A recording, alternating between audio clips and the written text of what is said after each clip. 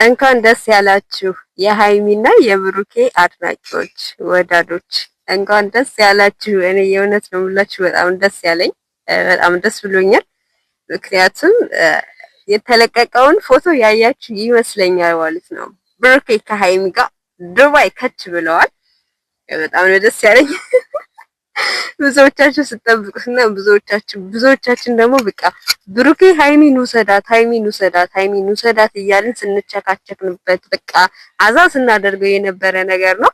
እሱ ኮሜንታችንን አይቶ ሀሳባችንን ተረድቶ ሀሳባችንን አክብሮ ሃይሚን ይዟት መጥቷል ማለት ነው። ደግሞ ፏብትን ብላለች። በጣም ነው ያማረባት ማለት ነው። የእውነት እኔ ደስ ብሎኛል።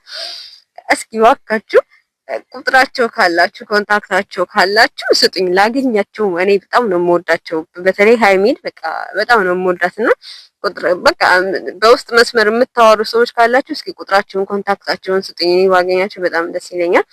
ወደ ቤተሰቦች የእውነት ነው የምላችሁ ብሩኬ ለጥላት ክፍተት ስላልሰጠ ወይም ደግሞ ሃይሚን ትቷት ስላልመጣ እኔ የእውነት በጣም ደስ ብሎኛል። ይዟት ስለመጣ አብሮ ከሱ ጋር አንድ ላይ እንድትሆን ስላደረገ ማለት ነው። ምክንያቱም በባለፈው ብሩኬ ዱባይ በነበረ ሰዓት አይታችኋል። በጣም ታማ ነበር። በጣም የሚያስፈራራት ሰው ነበረ፣ የሚያስጨንቃት ሰው ነበረ። በዛው ሁሉ መከራ ውስጥ እሷ እያለፈች ብሩኬ ያው ዱባይ ነበር። ግን ያንንም አይቶ እሱ አላስቻለውም፣ ሂዷል ማለት ነው።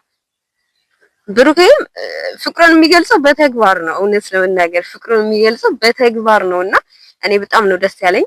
አሁንም አንድ ላይ ስለሆኑ ለጥላት ክፍተት ስላልሰጡ በቃ አብሮ ይዟት ስለመጣ እኔ ደስ ብሎኛል።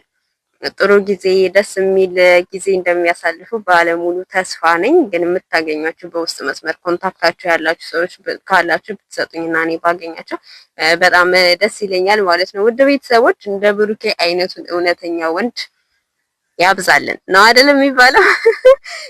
ለተመልካች ራሱ በቃ ክብር አለው። ይሄ ሁሉ ጥረት ደግሞ በእናንተ ውጤት ነው። በቃ ይዛት ሂድ ምናምን ብላችሁ ነበር። ያው እሱም ደግሞ ሀሳባችንን አክብሮ ዱባይ ድረስ ይዟት መጥቷል። መልካም ጊዜ ይሁንላችሁ እላለሁ። ውድ ቤተሰቦች ላይክ እያደረጋችሁ ባይ